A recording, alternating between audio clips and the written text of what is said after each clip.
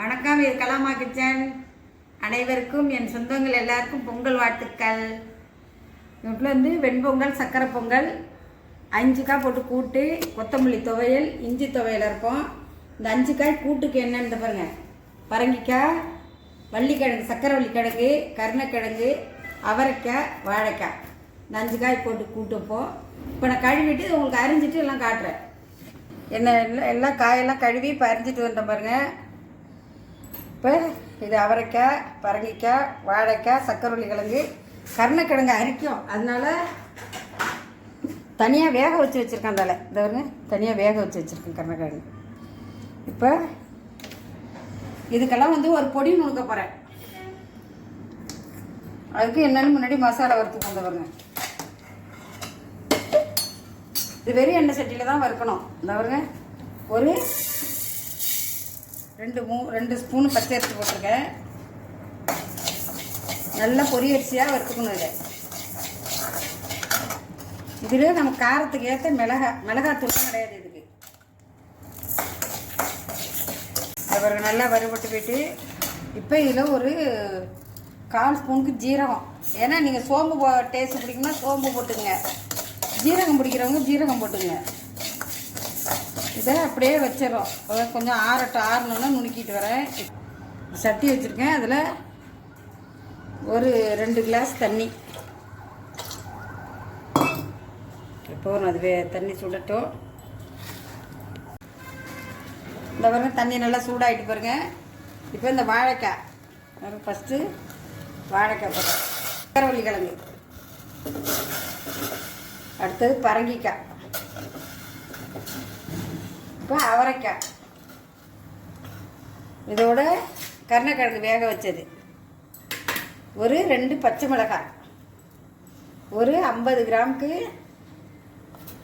ஒரு வெங்காயத்தில் பாதி வெங்காயம், அவ்வளோதான். இது உப்பு போட்டுறணும். இப்போ ருசிக்கேற்ப உப்பு போட்டுங்க.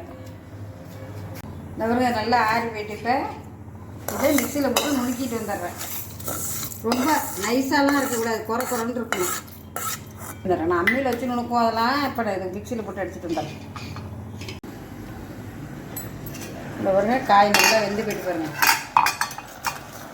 இது சூப்பராக காய் வெந்துருக்குது.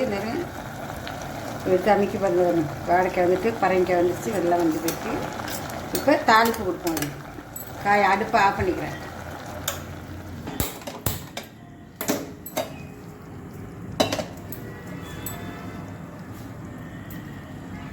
ஆஃப் பண்ணிட்டு ஒரு 2 ஸ்பூன் எண்ணெய் ஊற்றிக்கிறேன்.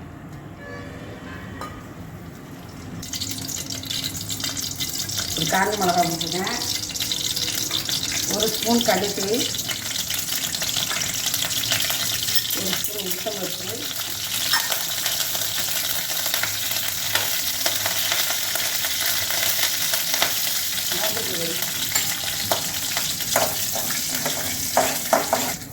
கூட்டாக வைக்கிறதுனால இந்த பொங்கல் கூட்டுன்னு தேங்காய் அரைச்சி ஊற்றி வைக்கலாம்.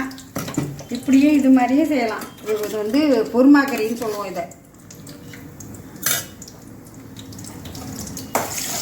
போன வருஷம் பொங்கல் கூட்டு போட்டிருக்கேன் நானே, பாருங்கள். அதில் செய்யணும் பொங்கல் கூட்டு.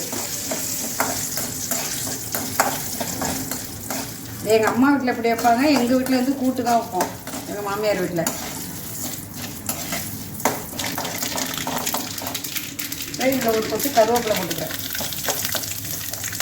போட்டுட்டு இந்த காயை அதில் எடுத்து போட்டுக்கிறோம். தாளிச்சதில்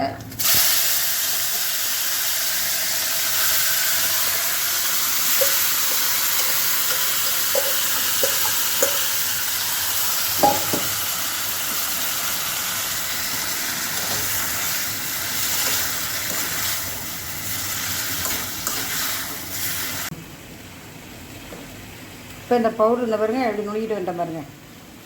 இதில் பொரி அரிசி, ஜீரகம், வெங்காயம் கொஞ்சம் போட்டு நுணிக்கிறேன். காஞ்ச மிளகாய் நம்ம காரத்துக்கு இதில் போட்டு நுணிக்கிறோம். இப்போ வந்து இதை இதில் தூவிடணும்.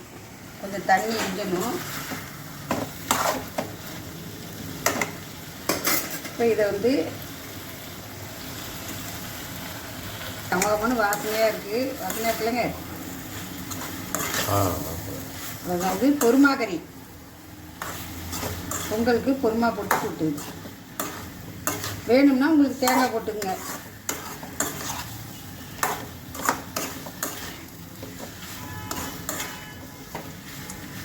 ரெண்டு விதமாக செய்வோம் எங்கள் வீட்டில்.